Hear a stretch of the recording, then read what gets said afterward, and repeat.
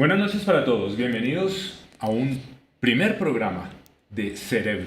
Muchas gracias por acompañarnos hoy. Sofía Acosta, Ricardo Acosta, estaremos con ustedes trabajando durante los próximos 30 minutos para intentar abarcar un tema apasionante, el tema del cerebro y cómo este cerebro se relaciona con la realidad, cómo nosotros nos aproximamos al mundo real a través de una estructura maravillosa que ha surgido gracias a la evolución humana. Sofía, buenas noches. Buenas noches, Ricardo. Un gusto estar aquí contigo, acompañándote en este programa que trae cosas muy interesantes, incluso se podría decir que divertidas. Y pues nada, emocionada de poder enseñar y aprender un poco de este mundo llamado el cerebro. Muy bien. Vamos a empezar con este reloj. Este reloj va a cobrar un significado al final de nuestro programa. Vamos a hablar de lo que sucede con estos 30 minutos y lo que sucede con nuestro tiempo. Los que están allá en casa, los que están acompañándonos aquí en Chía, en el mundo, van a entender un poco las implicaciones que tiene el tiempo en relación con nuestro cerebro. Va a ser muy interesante, espero nos acompañen. Empecemos nuestro programa. Jaime, vámonos. Caminemos sobre las ciencias cognitivas. Vamos a empezar un pequeño acompañamiento con una serie de imágenes que tenemos nosotros en el máster y que nos van a permitir guiarnos sobre lo que vamos a realizar en el programa. Vamos a empezar con esta presentación que habla de quiénes estamos y en la siguiente imagen vamos a encontrar un poco el sentido de lo que vamos a trabajar. Las ciencias cognitivas son aquellas que nos permiten a nosotros trabajar intensamente en el estudio del cerebro humano. Durante los últimos 100 años, diversos saberes y diversas disciplinas nos han permitido de alguna manera encontrar caminos que nos permiten entender su cerebro. Y ese cerebro, que es mi cerebro, es abordado desde la neurociencia, como la ciencia que entiende el funcionamiento del cerebro, desde la psicología que entiende la mente, la sociología que entiende al ser humano en sociedad, la antropología que estudia al ser humano como ser, las ciencias computacionales que abordaremos juiciosamente en este programa porque es muy lindo ver cómo ese cerebro se ve ejemplificado en esta máquina llamada computador, la lingüística que tiene una relación maravillosa. Más adelante vamos a entender que nuestro cerebro funciona en el lenguaje y que el cerebro y el lenguaje tienen una relación muy cercana. Y finalmente, la filosofía. Diversas disciplinas que nos permiten construir un entendimiento del funcionamiento cerebral y que hemos llamado ciencias cognitivas. ¿Qué es el cerebro? El cerebro es una estructura de evolución de especie que está ubicada en una zona maravillosa, en la torre de control. Y ese cerebro nos permite a nosotros, de alguna manera, entender la realidad, captar la realidad, en un fenómeno muy interesante que ha sido estudiado desde la filosofía. Platón, ¿lo recuerdas? Claro que sí, el mito de la caverna. El mito de la caverna. ¿Recuerdas un poco qué es el mito de la caverna? Sí, básicamente nos dice que en la caverna se crean ideas de lo que está en el mundo de las ideas. Entonces las sombras que genera el fuego de la caverna es lo que está reflejado en este mundo que tenemos hecho fuera de esta caverna, que supongo yo que es el cerebro, según lo que tú estás diciendo. Sí, y digamos que el cerebro conforma una serie de ideas, una serie de interpretaciones de lo que es la realidad y nosotros estructuramos nuestro propio mundo en nuestro cerebro. A esa teoría se antepone la teoría aristotélica. La teoría aristotélica es esa teoría que dice, no, el cerebro solamente ve lo que existe es lo real y lo real es lo que nosotros podemos sentir y lo que podemos evidenciar. Son dos hermosas teorías que vamos a desarrollar acá y que el cerebro se juega en cuanto a generar ideas del mundo, pero tomar información de la realidad. Ese cerebro pesa un poquito, 1.5 kilogramos, tiene un volumen muy pequeño, tiene un número de neuronas que es maravilloso, 86 billones de neuronas. 86 billones de neuronas es mucho más que las estrellas que existen en nuestra en la galaxia, en la Vía Láctea, con 360 billones de conexiones a una velocidad maravillosa. Marchamos a 360 kilómetros por hora dentro de nuestro cerebro. Las ideas van volando, y los tiempos de respuesta son de 200 milisegundos. A la par de esto, en la siguiente imagen vamos a encontrar la palabra mágica. La palabra mágica es neuroplasticidad. Eso es una plastilina. Eso es una plastilina. El cerebro funciona como una plastilina. ¿Tú qué sabes de neuroplasticidad? Bueno, yo sé que básicamente, así en palabras muy cortas, según lo que me has explicado, es el proceso en el que el cerebro puede adaptarse y como reaprender lo que ya aprendió. Como que esa plasticidad le permite como poder crear nuevas redes, crear como nuevos aprendizajes, por ejemplo, con el tema de aprender idiomas, entonces neuroplasticidad para aprender nuevos idiomas y así.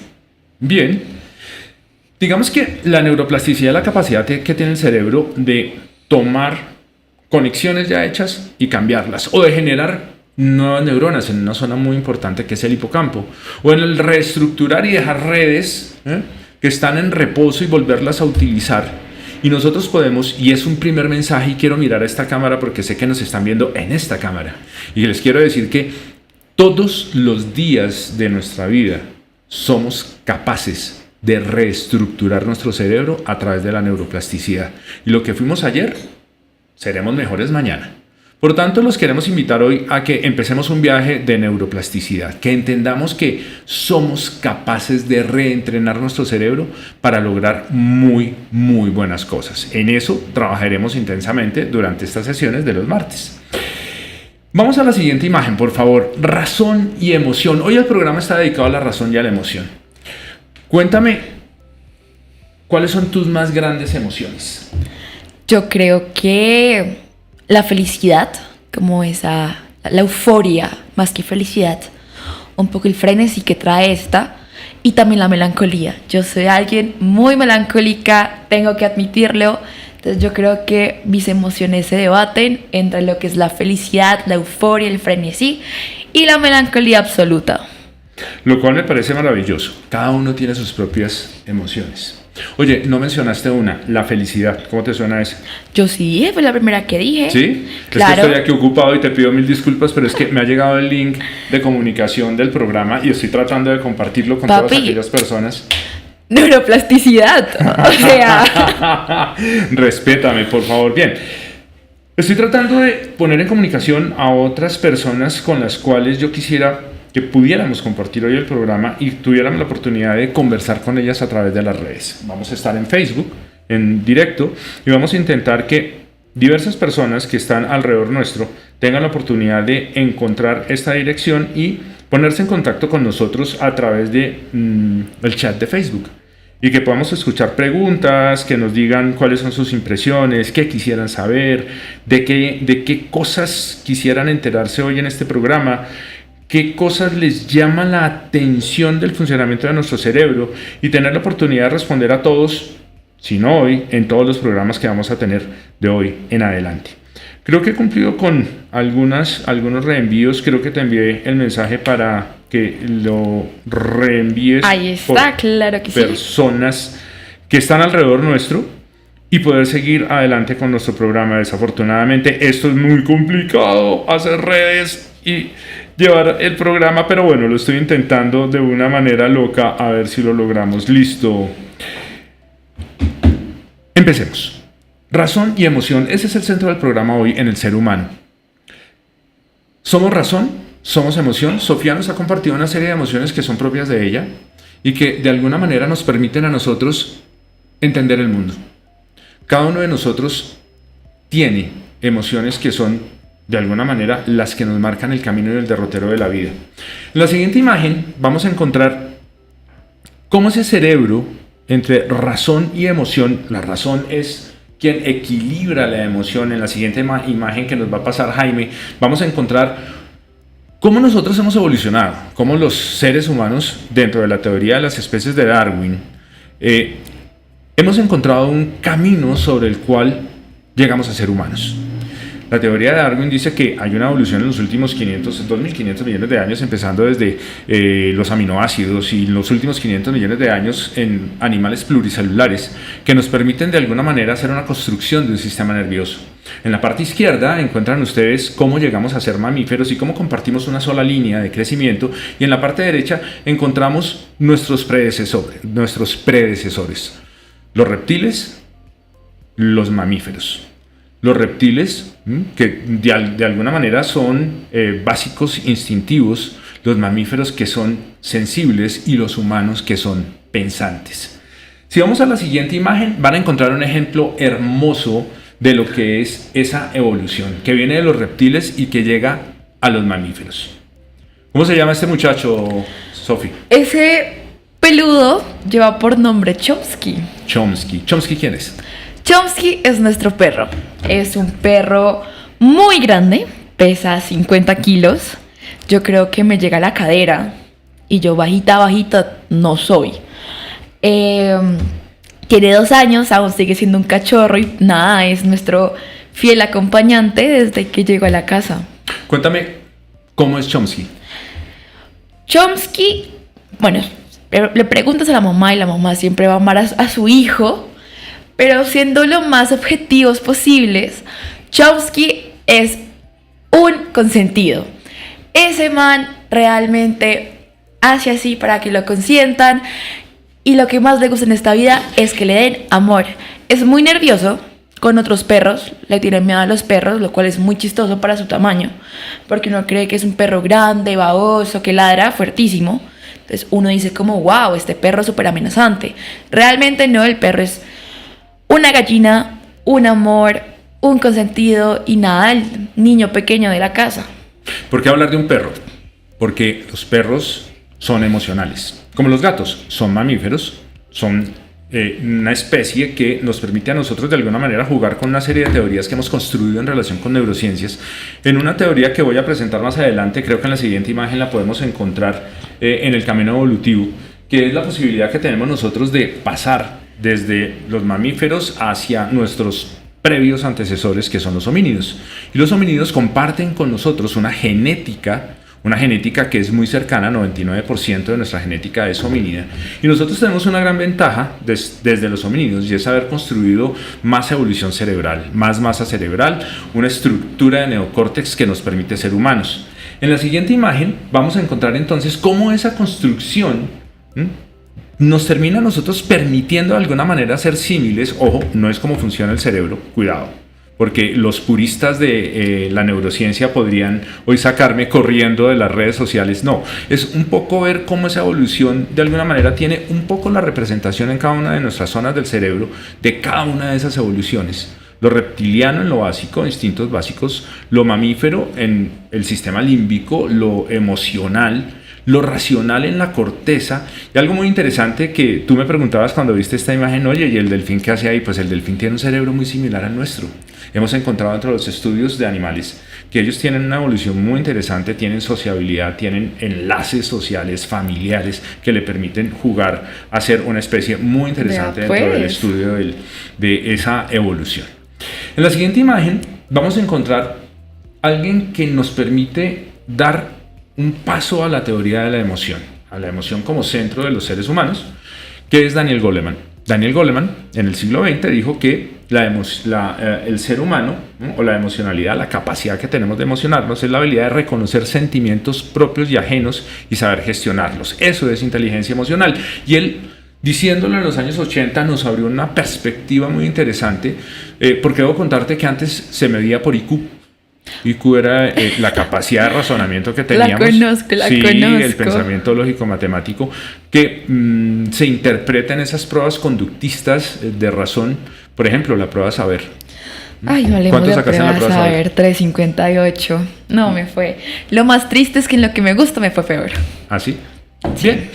Las emociones vistas por Daniel Goleman como inteligencia emocional tienen 4 grandes momentos: el poder percibir las emociones de los seres humanos, el poder comprender esas emociones, el poderlas manejar y el poderlas utilizar.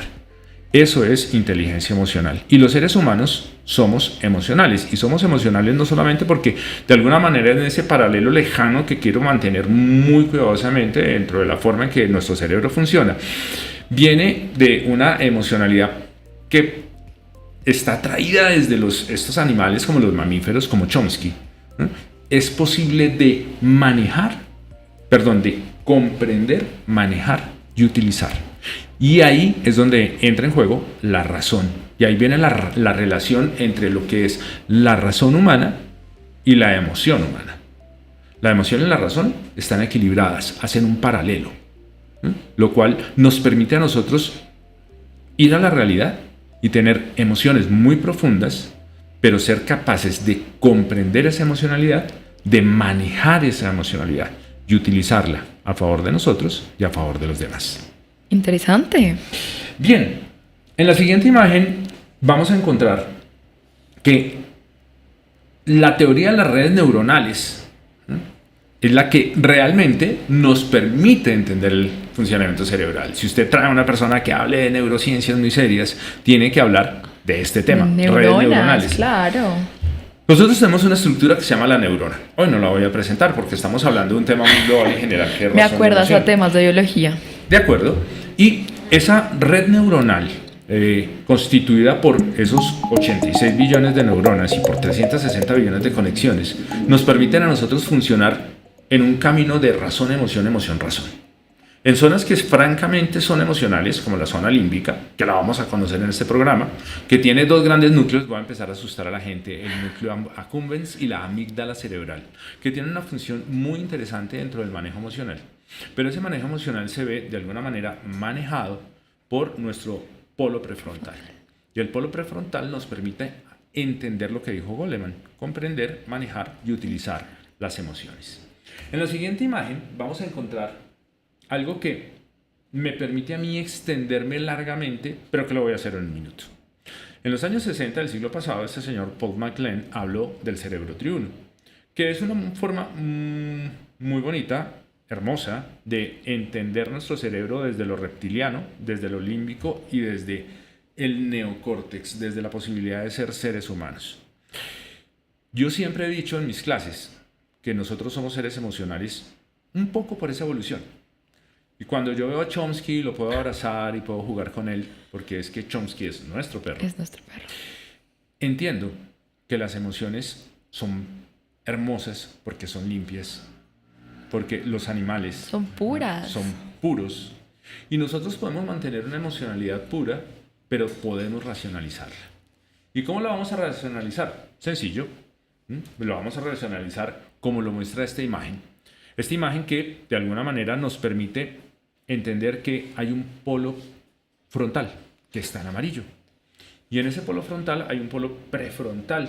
Y más adelante vamos a hablar de ese polo prefrontal y las funciones ejecutivas. ¿Qué me dices? Que sea un prefrontal y un prefrontal. Sí, hay el polo frontal, el polo prefrontal, y el prefrontal. En ese polo prefrontal, que es donde realmente nos hicimos humanos, en esa evolución, tenemos el control racional de nuestras emociones.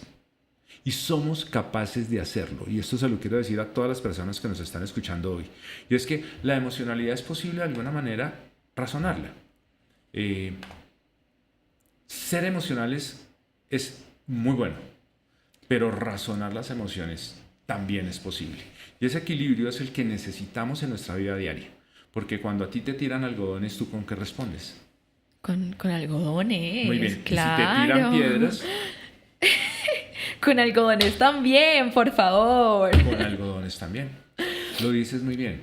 Cuando a uno le tiran piedras, uno debe racionalizar la emoción y responder con algodones. Uy, pero no es fácil. No es para nada fácil, definitivamente. Sí, de hecho, ahí viene la teoría del enojo y alguien me decía, algún amigo me decía, pero es que usted no aplique. Yo le decía, hey, tú no me conoces en todos los ambientes.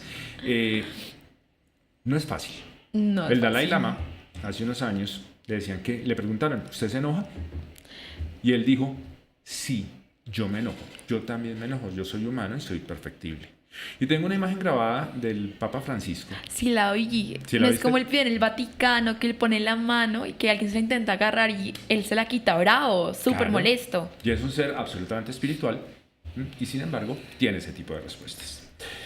De hecho, hemos hecho un recorrido básico sobre razón y emoción. ¿Qué te queda? ¿Qué me queda? Me queda que uno puede jugar al balance.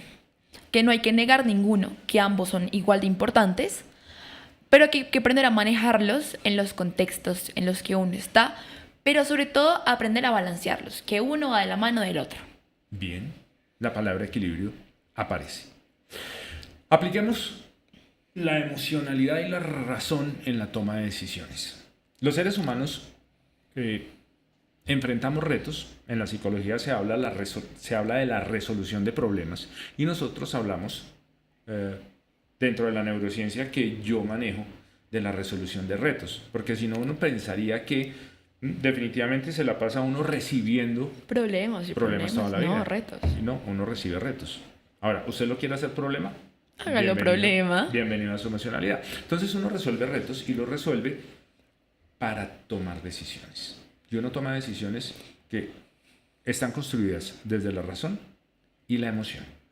En la siguiente imagen que tenemos preparada para ustedes, encontramos 4 grandes elementos en la toma de decisión. Empecemos. Deseos básicos de los seres humanos. Viajar. ¿Dónde quieres vivir tú en el futuro? Ay, en Nueva York. O en Suiza. Ella quiere vivir en Nueva York y yo quiero que todos los que están allá me escuchen en ese deseo que tiene esta señorita de vivir en Nueva York. Todos tenemos grandes deseos, todos tenemos una emocionalidad que nos lleva a una toma de decisión. Para eso tú estudiaste quieres estudiar ciencias políticas. ¿Por qué quieres estudiar ciencias políticas? Cuéntales a ellos. Bueno, hay 2 verdades. La primera es porque no quería ser médico, como mis papás. Y la segunda realmente es porque me apasiona el tema de poder cambiar del mundo, de cambiar la vida de las personas.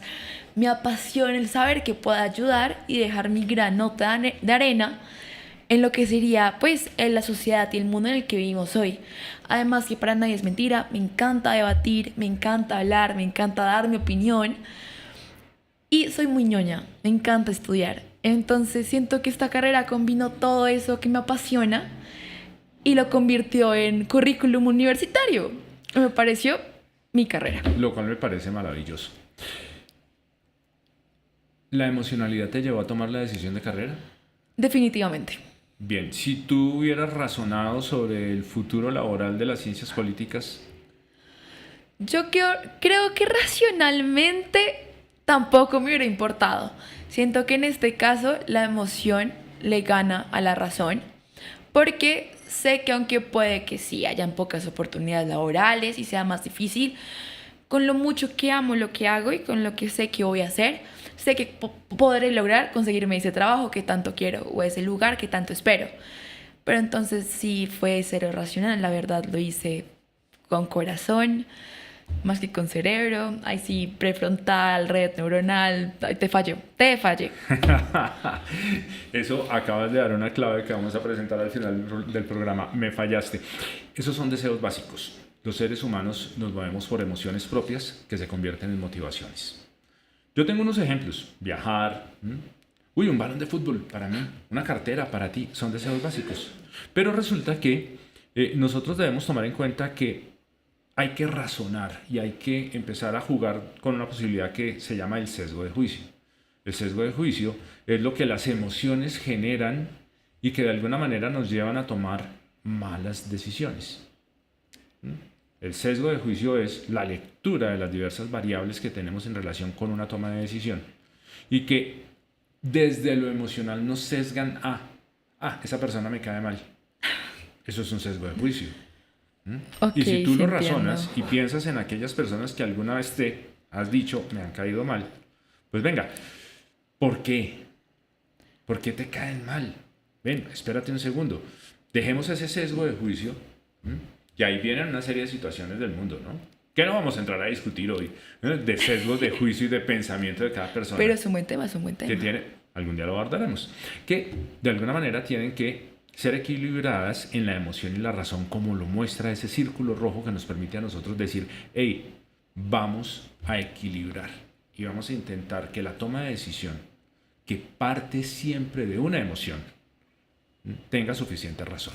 Pues ese equilibrio fue el que utilicé para elegir mi carrera a final de cuentas, porque está la emoción, que yo decía que es mi pasión, lo que amo hacer, pero está la razón porque encontré que es el camino académico para hacerlo. Bien, de ahí acuerdo. pude lograr ese equilibrio del que tú hablas de emoción y razón. De acuerdo. ¿En qué universidad vas a estudiar? En la Universidad de La Sabana. ¿Por qué la escoges? Bueno, la primera razón es que yo yo considero que yo nací en esa universidad. Porque tú me has llevado desde muy chiquita, pues, a conocer el lugar y a vivir, pues, convivir en este. Sin embargo, la Sabana me ha dado muchas oportunidades académicas, el modelo de Naciones Unidas de su universidad, mi modelo de Naciones Unidas de mi colegio, lo que me ha abierto las puertas académicas, demostrándome realmente el valor académico que trae la universidad. Pero la razón principal es que la Sabana se preocupa por un ser humano íntegro. O sea, ellos no se preocupan, o sea, también, pero dicen, es demasiado importante que seas una pilera de China, que seas la más top de tu clase, pero también me importa que seas alguien con valores, alguien que sepa respetar, alguien que le nazca ayudar a las personas, y esa combinación de las dos es lo que a mí me dijo, yo me caso con la Sabana. Perfecto. Emociones reguladas. Hay razón y hay emoción. ¿Te suena la tuna de la Universidad de La Sabana? Me suena, en efecto, Muy bien. ¿Eso te genera?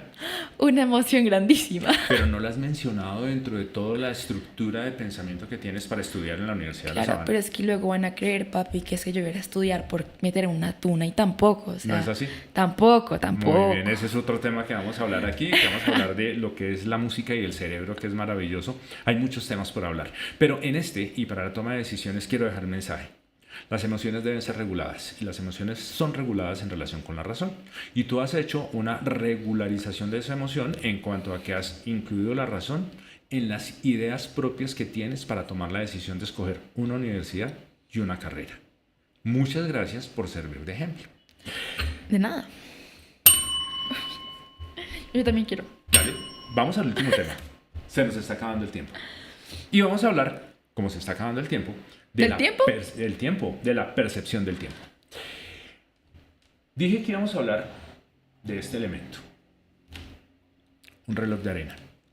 Y yo te pedí que indagaras un poco sobre la historia del reloj de arena. ¿Qué nos puedes contar de Y él? así lo hice. Bueno, el reloj de arena realmente empieza como un mito. Uno cree que el reloj de arena nace en Egipto, hacia el antiguo Egipto, mitos, radios del sol, etc, etc, etc. Pero realmente el reloj de arena nace en la Edad Media, a principios de esta época. Porque los marineros se dan cuenta que no tienen cómo medir el tiempo. Entonces ellos lo que hacen es decir, bueno, si un reloj de agua navegando no me sirve, pues buscaré algo que me sirva, y encontraron la arena y crearon el famosísimo reloj de arena. Muy bien. ¿Qué más nos podrías decir del reloj de arena como información? Así como un dato súper importante, pues cuenta el tiempo. Ah, bueno.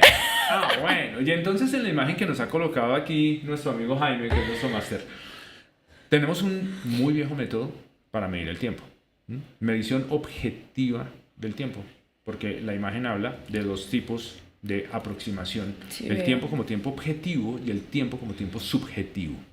Y el tiempo como una estructura dentro de lo que los astrofísicos y los físicos nos han dicho como el espacio-tiempo. Uy, teoría de la relatividad. Uy, Sí, quieto. todo No, eso. de eso no Sí, sé si no, vayamos no, a hablar acá, no, que me no. parece chévere hablar Me de voy, astrofísica. no vuelvo. No, es chévere. La relación espacio-tiempo nos dice que el tiempo es lineal y que el tiempo, la única manera en que podemos transformarlo es a la velocidad de la luz. Pero como no llegamos a la velocidad de la luz, hablamos de un tiempo que se convierte en objetivo en cuanto a la medición que tenemos en nuestra realidad y que hoy se ha convertido en los relojes atómicos. Relojes atómicos que tienen una variabilidad que está por allá a la 0,000000000, 10 ceros, 1. Un microsegundo de variación en un espacio de tiempo muy largo. Y entonces nos hemos preocupado por medir adecuadamente el tiempo. Esto nos sirve para muchas cosas. Por ejemplo, para los satélites, para los GPS, para la comunicación que hoy mantenemos en el mundo. Los satélites necesitan tener un mismo tiempo para todos. Pues como cuando el Waze da la hora que es de llegada. Me imagino que es para eso. Por ejemplo, esa es una utilización de tecnologías que me parece maravillosa porque eso es un avance del pensamiento, de la estructura de racionalidad de los seres humanos, de nuestro cerebro, que ha logrado cosas maravillosas como estructurar esta tecnología para que el tiempo sea igual para todos en todo el mundo y nosotros podamos tener un sistema de GPS de una gran cantidad de satélites que coordinados en el tiempo nos puedan dar un posicionamiento global. Pero si te soy honesta, sí es muy válido, que el tiempo es específico, es exacto, es directo, pero yo le compro más al tiempo subjetivo. Y te lo digo porque cuando competí en Cheers, yo me paraba en la peana y sentía que el esquema pasaba en 2 minutos. Bien. Que era muy rápido. O cuando pues sacan este podcast, videocast, como lo llamemos, que estamos haciendo, ya se va a acabar y siento que he hablado solo 5 minutos. Entonces yo sí siento que el tiempo es más subjetivo que objetivo, la verdad. Vale, es cierto. El tiempo es subjetivo y de hecho los estudios sobre funcionamiento cerebral han demostrado que cuando hay abulia, bueno, una abulia dinamia, estoy como médico, parezco médico, soy médico. Aburrimiento. Cuando hay aburrimiento, el tiempo pasa lentamente. Cuando hay una actividad que no te gusta, que no te produce emoción, Química. tú lo dijiste o espero tu profesora no te esté viendo, cuando estás viendo química el tiempo pasa lentamente, pero cuando estás en ciencias sociales el tiempo pasa Así. volando. Bien, la felicidad del ser, el estar emocionalmente conectado con la actividad, produce que el tiempo pase más rápido. Es mágico, es la percepción que tenemos del manejo del tiempo. Pero tiene sentido, te lo compro, te lo compro. Bien, mensaje para este tema. Haz lo que te guste, haz lo que emocionalmente te integre. Porque si lo haces, la vida se pasa Volando. Y si no, la vida es aburrida y el tiempo se pasa Lento. Y se ven pasando segundos, Uy, minutos, sí, esa es una experiencia que un día vamos y a contar horas. acá. Y nosotros vimos un día volar segundos Sí. hasta acumular minutos y luego Y se convierte en una hora. En una hora. Fue lo cual increíble, fue Y increíble. Tuvimos una oportunidad en la vida de hacerlo y lo disfrutamos mucho. Sofi, se acabó el tiempo. Antes de irnos, que este reloj me está marcando, queda algo así como 30 segundos, quiero agradecer a mi hija que ha venido hoy aquí a acompañarme y que de alguna manera en los diálogos que tenemos paseando a Chomsky, vimos que podíamos hacer este programa juntos. Y sabes que me encanta, gracias porque es un sueño el verte crecer y hoy te veo seguir creciendo. Gracias por No, que acompañarme. me hace llorar y se me corre la pestañina. La emoción te está embargando. Bien, muchas Eso gracias. fue a propósito. No, un poco. Te emocionaste. Gracias a todos. Gracias a todos ustedes por acompañarnos hoy. Seguiremos este camino todos los martes 6:45. Vamos a hablar de neurociencias, vamos a hablar del cerebro, vamos a hacer un programa que se llama Cerebro. Gracias, nos vemos el próximo martes.